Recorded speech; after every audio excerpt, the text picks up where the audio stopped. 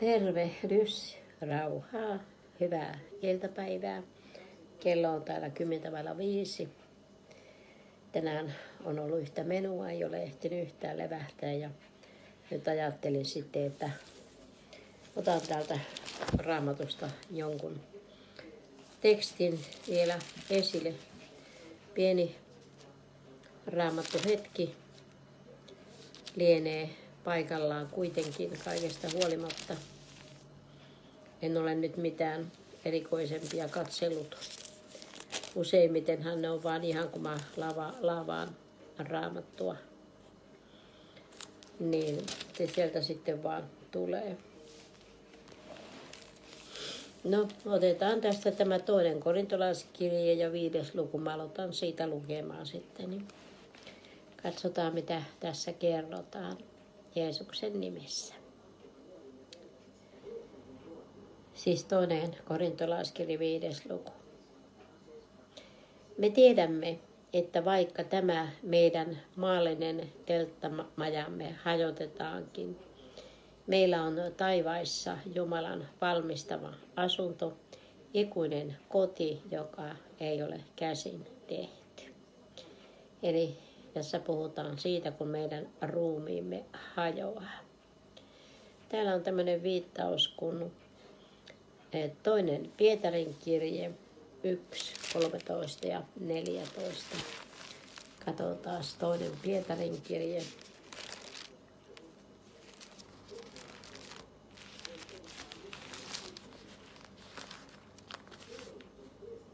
Yksi, 13 ja 14. Katson kuitenkin oikeaksi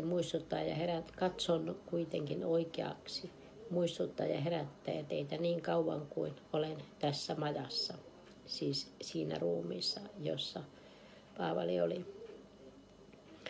Minä tiedän, että tämä majani puretaan äkkiä, kuten meidän Herramme Jeesus Kristus minulle on ilmoittanut. Pyrin siis huolehtimaan siitä, että te minun lähtöni jälkeenkin voisitte aina muistaa nämä sanat. Ja tässä Paavali sanoo, emmehän me seuranneet viekkaasti sepitettyjä taruja, kun teimme teille tiettäväksi Herramme Jeesuksen Kristuksen voimaa ja tulemusta, vaan olimme hänen valtasuuruutensa silmän näkijöitä. Hän sai Isältä Jumalalta kunnian ja kirkkauden, kun hänelle tuli tämä ylhäisimmän kirkkauden ääni.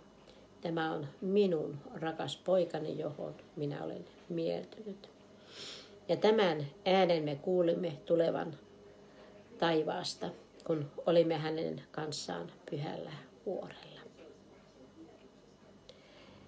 Niin on nyt meille profeetallinen sana entistäkin lujempi. Ja te teette hyvin, jos otatte siitä vaarin, niin kuin pimeässä paikassa loistavasta lampusta, kunnes päivä valkenee ja kointähti syttyy teidän sydämissänne. Ennen kaikkea teidän tulee tietää, ettei yksikään Raamatun profetia ole kenenkään omiin neuvoin selitettävissä. Sillä mitään profeetiaa ei ole koskaan tuotu esiin ihmisten tahdosta, vaan pyhän hengen johtamina ihmiset ovat puhuneet sen, minkä saivat Jumalalta. Näin se oli siihen aikaan. Sitten Paavali jatkaa tästä uudesta asunnosta, kun on todennut, että ikuinen koti, joka ei ole käsin tehty. Täällä me huokailemme ikävöinen, että saisimme pukeutua taivaalliseen majaamme. Ajattelen, että taivaallinen maja, joka on täydellinen, ei kipua, ei sairautta, ei murhetta, mitään ikävää, eikä vanhoja muisteta. Sillä kun olemme pukeutuneet siihen, meitä ei enää havaita alastomiksi. Me, jotka olemme tässä majassa, huokailemme ahdistuneina. Emme näe tahdon riisuutua, vaan pukeutua niin, että elämä nielisi sen, mikä on kuolevaista. Elämä nielisi sen, mikä on kuolevaista. Ja tässä on roomalaiskirjeen 8 ja 11.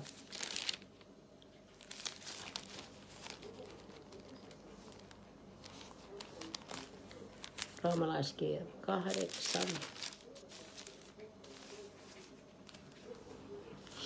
ja 11. Jos nyt hänen henkensä, hänen, joka herätti Jeesuksen kuolleista, asuu meissä, niin hän, joka herätti kuolleista Kristuksen Jeesuksen, tekee eläviksi myös teidän kuolevaiset ruumiinne henkensä kautta, joka teissä asuu. Eli kyseessä on tämä uudesti synnyttävä henki, jonka me saimme Jumalalta vastaan ottaa. Sitten jatketaan tästä eteenpäin.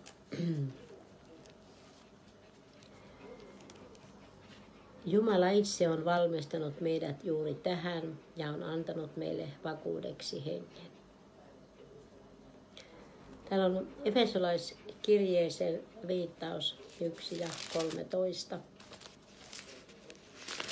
Tuttu kohta. Efesolaiskirje 1 ja 13. Hänessä, siis Jeesuksessa Kristuksessa, on teihinkin, sitten kun olitte kuulleet totuuden sanan pelastuksenne evankeliumin ja uskoneet sen, pantu sinetiksi luvattu Pyhä Henki.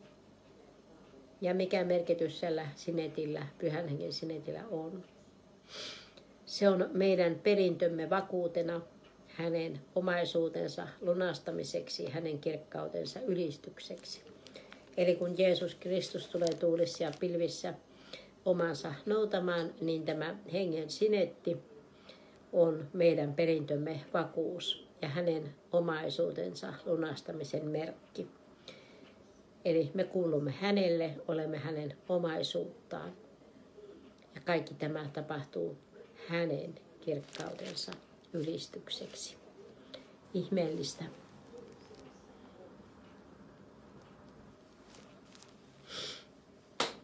Jumala on kaiken tämän antanut vakuudeksi hengen. Siksi olemme aina turvallisella mielellä ja tiedämme, että niin kauan kuin olemme kotona tässä ruumiissa, olemme poissa Herran luota. Herra on meissä ja me uskon kautta hänessä, mutta olemme pois Herrasta kuitenkin, koska sitten vasta kun me pääsemme uusina nousemaan sinne ylös, niin me olemme sitten Herran kanssa aina. Koska nyt tällä hetkellä me vaellamme uskossa, emme näkemisessä. Usko on se, joka kantaa meitä ja uskovoima vie meitä eteenpäin. Ja me odotamme uskossa sitä päivää, jolloin me tulemme näkemään sen, mihin tänään uskomme. Me uskomme ilmoitettuun sanaan, lupauksiin. Mutta me olemme turvallisella mielellä ja haluaisimme mieluummin muuttaa pois ruumiistamme kotiin Herran luo. Siellähän on monin verroin parempi täydellisyydessä. Katsotaan, miten tuo Filippiläiskirjan 1 ja 23 sanoo.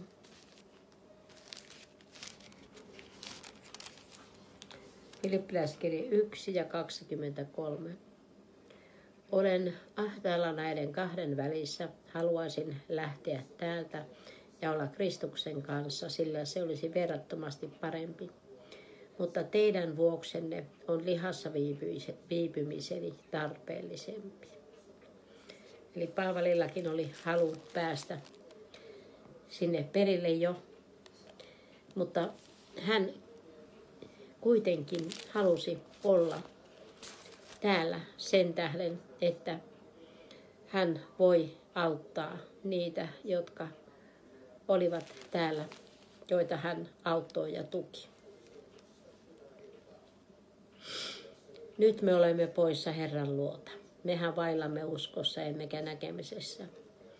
Mutta me olemme turvallisella mielellä ja haluaisimme mieluummin muuttaa pois ruumiistamme kotiin Herran luo.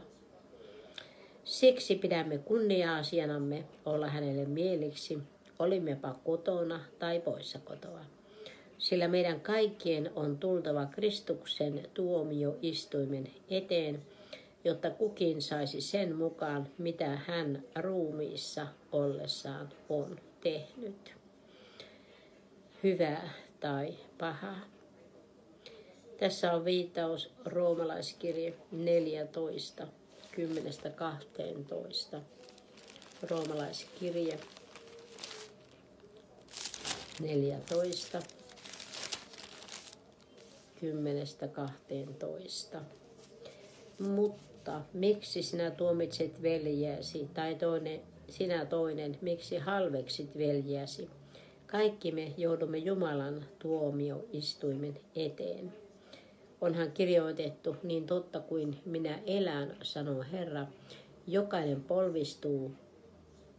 polvi tulee notkistumaan minun edessäni ja jokainen kieli tulee ylistämään Jumalaa. Meidän jokaisen on siis tehtävä Jumalalle tili itsestämme. Se oli sellainen viittaus.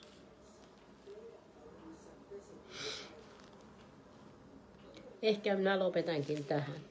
Mä voin vähän mennä lepäämään, kerkeä vähän huilata ennen kuin tarvii lähteä sitten iltalenkille ja iltapalan laittosten kanssa. Mutta Herra, siunatkoon sinua.